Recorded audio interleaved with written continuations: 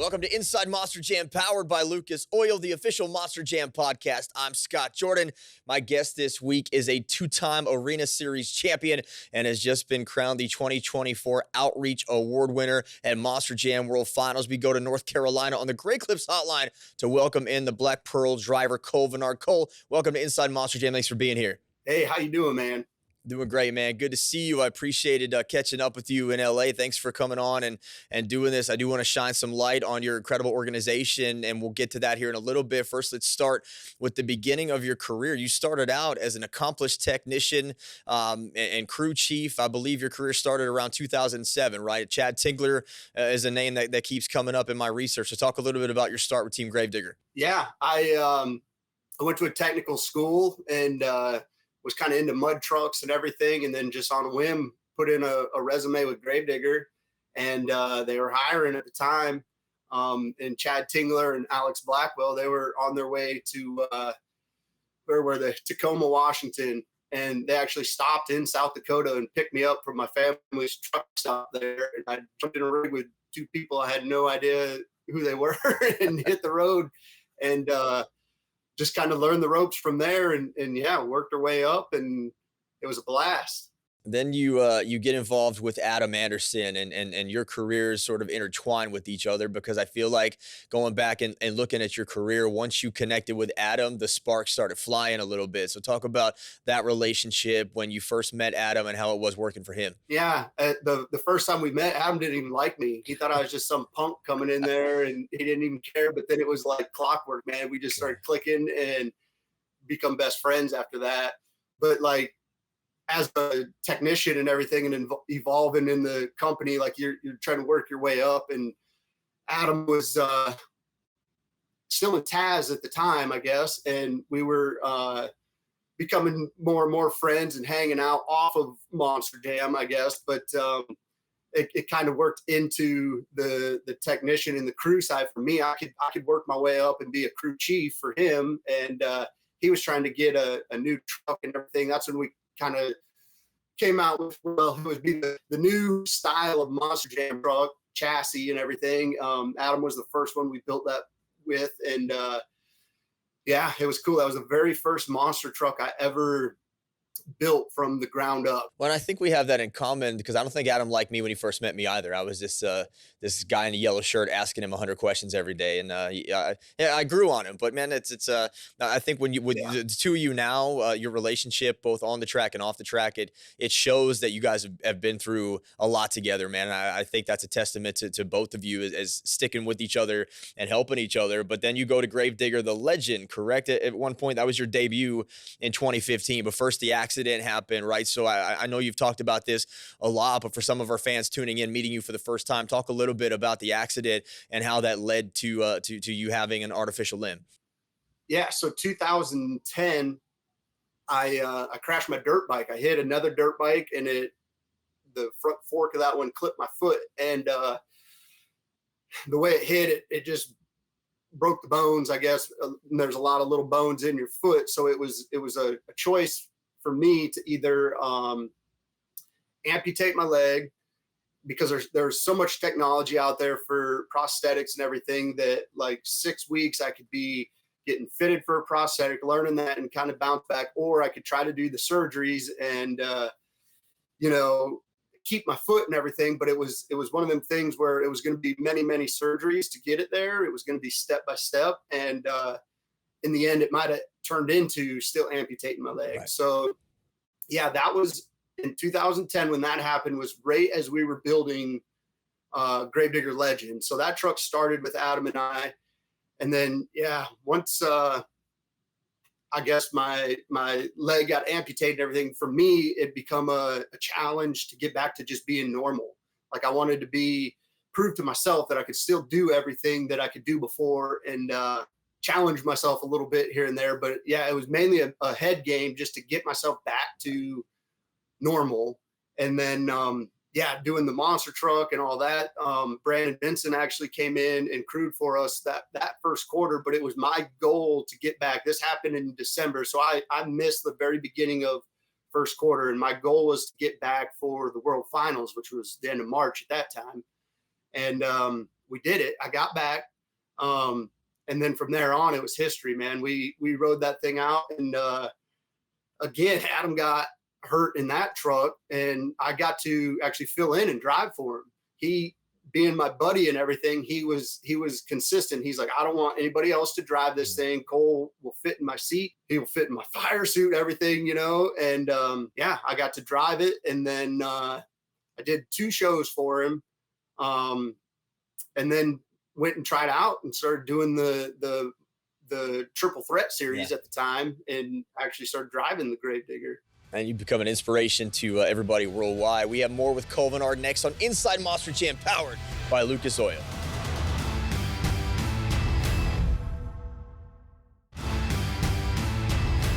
Welcome back to Inside Monster Jam, powered by Lucas Oil. I am joined this week by Black Pearl's Cole Venard. So now you started the Triple Threat Series, and all you do is win 2 championships. And I think now that you're with Black Pearl, that's a fact that kind of flies under the radar a little bit. When I'm at live events and I have the pleasure of introducing you, I always call you a 2-time Arena Series champion. But there's a lot of fans that are new to the sport that maybe don't remember back in that day. But you took this Gravedigger Legend truck, and then you went into Gravedigger and just dominated the triple threat scene. So talk about that for you, coming back after the injury, getting a prosthetic, and now you're a 2-time champion. Yeah, to become part of that team and go out there and represent them and just put on the best show we could for every fan, every event. And it was a huge learning curve. It's a smaller venue. You're not doing the big air and all this crazy stuff, but you learn all the tipping points and all the little maneuvers and stuff. When you evolve to bigger shows and stuff, it's crazy, I guess, how well you know it and feel the movement and everything of that truck and in the situation that, yeah, it just made me such a better driver doing so many shows like that. And then you make what I'm sure is a difficult decision to go out on top. You briefly stepped away from Monster Jam. You to welcome the birth of your daughter. Happy belated Father's Day to you, from one girl dad to another, by the way. But what was that decision like for you, man? Because it didn't last long. But when you decided to walk away from Team Gravedigger, what went into that for you? It was wild, really, because it was like you said, my daughter was just being born and everything, and it was just such a crazy point in life. I was at such a high with Monster Jam and monster trucks and everything, and then such a high coming into my life. But at the same time, I was scared to death because it was my first kid. Yeah. But then I missed it. I wanted it back. But I wanted to be in the stadiums. I wanted to go race my friend, I wanted to get out there and do some of the bigger events like that. But I couldn't take myself to be as full-time as I was prior. It just took too much out of my life, and I didn't want to be away from my kids and family life, and so going independent, it kind of all fell together. Jamie Garner was just getting into the mix and everything, and he was a single truck. And they really pushed to have 2 trucks and a trailer for every event. So it was kind of perfect in that manner, to where him and we linked up and we got such a good relationship as well, to where, yeah, he just lets me go wild as far as ideas with the truck and trying new things and my own image. That was kind of the big thing, is I didn't want to be one of them guys that is driving everybody else's truck and just kind of fades off into the shadows. I wanted to have a name for myself. And if something were to come up between Jamie and I go somewhere else, I can take that name with me and be Cole Venard. But the Black Pearl comes from my prosthetic. Adam always jokes that I'm a cruddy old pirate. And so that's where we kind of took that. I was like, all right, I'm going to be the pirate because of my leg. I got a peg leg, that'll work good. And then we come up with the Black Pearl just because it's a tough sounding monster truck. Like Princess Anne's Revenge isn't a very tough sounding monster truck. So we did the Black Pearl. Everyone thinks it's, related to the movies and stuff. And I guess we got the idea maybe from that a little bit, but it has nothing to do with the movies. It was just to be a tough sounding monster truck.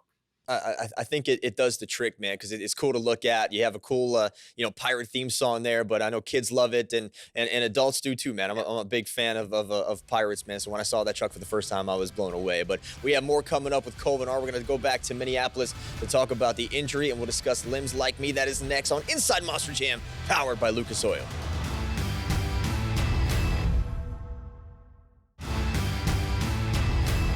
We are back with more Inside Monster Jam powered by Lucas Oil. I'm Scott Jordan. My guest is Cole Venard as we discuss his incredible career. Let's go back to Minneapolis this year where you had a major injury with a fractured arm that set you back a few weeks, man. Talk about what went wrong for you in that move, or was it just, luck of the draw and things happen? Yeah. And everyone thinks it was the move and everything. And I kind of joke about it because the way the truck crashed in that flip, I guess it planted me into the seat to where it was probably one of the best wrecks I've ever had, because it was, the seats have so much safety restraints and all that.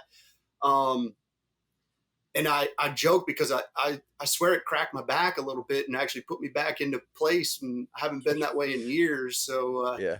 anyways, but I jinxed myself is what it was. I had a fan in my line at the pit party and everything, and they were kind of asking a lot of questions about the trucks and the safety of us, the drivers and everything. And I jinxed myself that show and said, I have never been hurt inside this Monster Jam truck. And there you go. I don't know exactly what happened as far as my arm. I broke my arm, and I had an in-cab camera that wasn't on, which made me so mad because that would have been the tall tale. But I think I just relaxed because I try to not tense up to hurt yourself, when you're crashing. If you kind of relax your body and let your safety equipment do its job. But I think I relaxed, and my hand slipped off the steering wheel, and I tried to catch it, and I smacked the steering wheel and broke it, or I hit the seat or something. I don't know what I hit, but it was just one of them freak things that is one in a million kind of deals. And here I am to tell you about it. So it was, the short straw for that. And then Jamie Garner needs a driver for Black Pearl. He looks around the room and he sees, 5 Pagliarulos, and he just picks one and says, all right, Mike, this is your chance, man. And Mike becomes only the second driver to ever drive Black Pearl. That's your truck, man. That's, nobody's ever driven that but you. So what did you think of old Mikey giving it a shot there in Black Pearl? I love Mikey, and he's been doing such a good job and everything. And because he was driving at the beginning of the year for his brother, because he was having a kid and everything. So he was kind of getting to the point where he was getting burnt out on the not driving part. He was just crewing again. So it kind of worked great for him, but he's a perfect fit, man. He looks like a pirate as well. And he's just a good kid. He drives hard. He does a good job.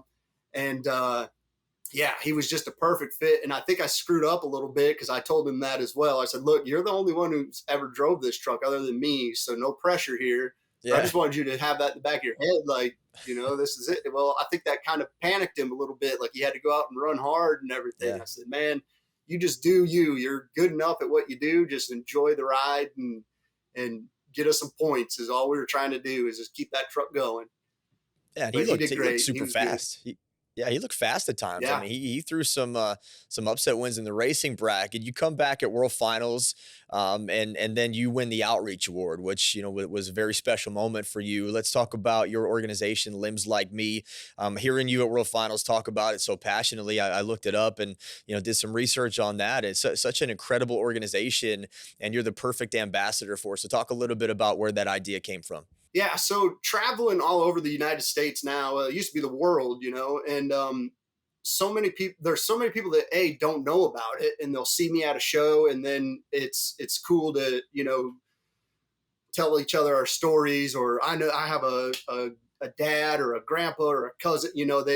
Everyone kind of knows somebody, and we talk about it. But when you get to see some of the kids, or it isn't just kids, but the kids are the ones that hit me at home, and you see them kind of walking around, and some of them are like really bummed out because it's affecting them. It's slowing them down. And a lot of it is just to me, with my process of going through it and everything, is just the mechanical of the leg itself, and the technology is evolved so much that they're just in outdated stuff to where it does limit you. And I went through it myself, and once I got into, you know, something a little newer, it's like, man, how did I even get around the way I was before, you know? Yeah. And to see some of these kids and stuff, they're just bebopping around and doing it, but it's like, how crazy would it be to get them in something a little better, and then you know, have no limits. I don't want a prosthetic to hold anybody back, in a sense. And then you get to also meet the people that are, you know, really depressed about it, because it is affecting them. It is slowing them down. It is a pain in the butt to have to deal with it every day. And so they kind of get in the dumps about it, and they are giving up on it. And I want to be the one that can be that missing link. I keep saying the missing link, because it isn't just a prosthetic. It could be just somebody to talk to. It could be, you know, finding a better doctor for them, or, you know, maybe it's the money that they don't have to travel to a place or something. You know, I want to be whatever it is that they need to get them to a better place, and try to help them provide a better prosthetic to not limit them at all. There's a little boy in Vegas that used to get me all the time. And him and I, when we had the world finals in Las Vegas every year, him and I would always go to Captain's Curse, Alex Blackwell's truck. And we would take a picture with each other, because he had a prosthetic leg as well. And we were the only ones that could do it and be true pirates. That was our thing, because a lot of times you're the different person with your prosthetic. Well, in this point, we were different in a way that no one else could be like us, to go be a pirate, you know, in front of this truck. And it was just a little bond him and I had. And the boy, he's probably 18 years old now. I don't know how old he is now, but he's probably grown up now. But yeah, his whole story, following him as I was kind of going through it and everything, is what really drove me. And his mother actually was out mowing the yard and didn't know he was chasing her around, and she backed up, got his foot. And so she was guilty, felt horrible, which by all means anyone would, you know? And so it was a very touchy situation, but the kid was so happy, and he could care less of anything. He was running around doing what he could do, but he was in very, very basic equipment. Like what I had for them to give me to go in the ocean and kind of ruin it, in a sense, you know, it was very basic stuff.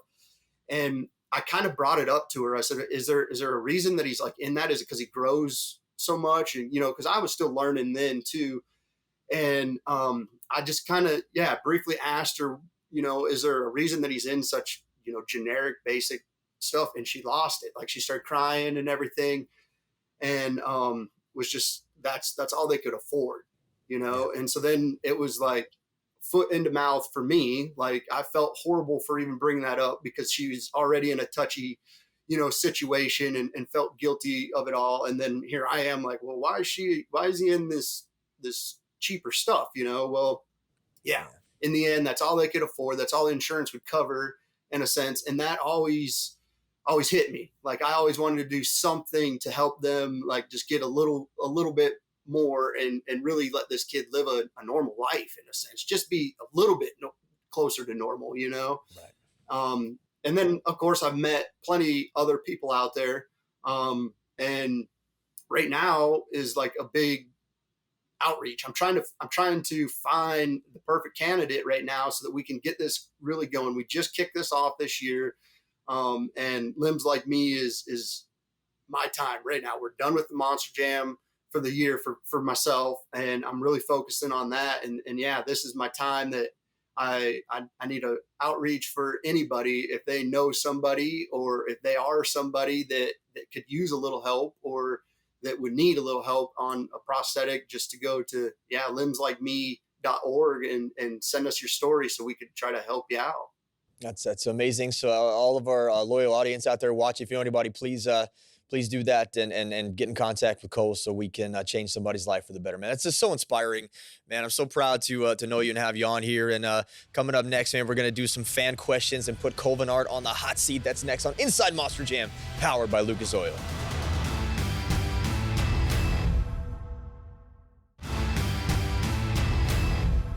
Welcome back to Inside Monster Jam, powered by Lucas Oil. I'm joined by the Black Pearl's Cole Venard as we discuss his career and limbs like me. Right now, it is your turn to ask the questions. You can stay involved in the conversation on Instagram at ScottJordanMJSX. All right, I had to do this, Cole, because you have become a meme on social media, and the daily Cole Venard Do It Instagram page is asking what made you do it, and he means join the monster truck industry. Like, why monster trucks?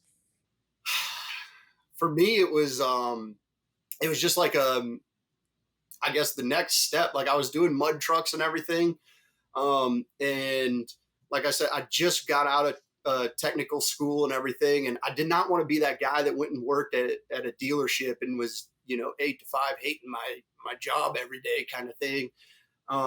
Which I had that. I could go do that if I needed, but it was just on a whim, just like go big or go home kind of thing, and just sent a resume into Gravedigger, and it was like, bam, they picked me up, and best decision I ever made. I had never really wanted to travel the world or anything. Like I did a little bit of traveling, but it was just kind of surrounding states and everything. And then to do that and see the world and everything, it was a big eye opener, and yeah, just changed my whole perspective on things. But yeah, I would say just go big or go home. Just kind of just threw it out there, trying to get the top dog that I could, and they were hiring at the time, so that's what got me into it.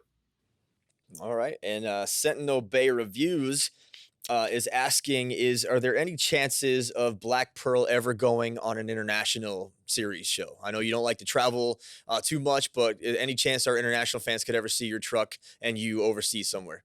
Possibly. That would have to be, because I'm independent and everything, so that would have to be something that would be logistically planned out with Monster Jam and figure something out on that side of it. But yeah, as of now, just for being independent and everything, we've always kept it here because of that. But I'm not opposed to it. I'd have to probably update my passport. It's been a while. Yeah. But yeah, I wouldn't mind it. All right, man. Well, there you go. International fans. You never know. You might see Black Pearl coming to a city near you. Cole, thanks so much for being here, man. I do appreciate it. It's been a great time catching up with you. And again, anything that I can do for limbs like me, please let me know. Yeah. Thank you, guys. I appreciate it. This is great.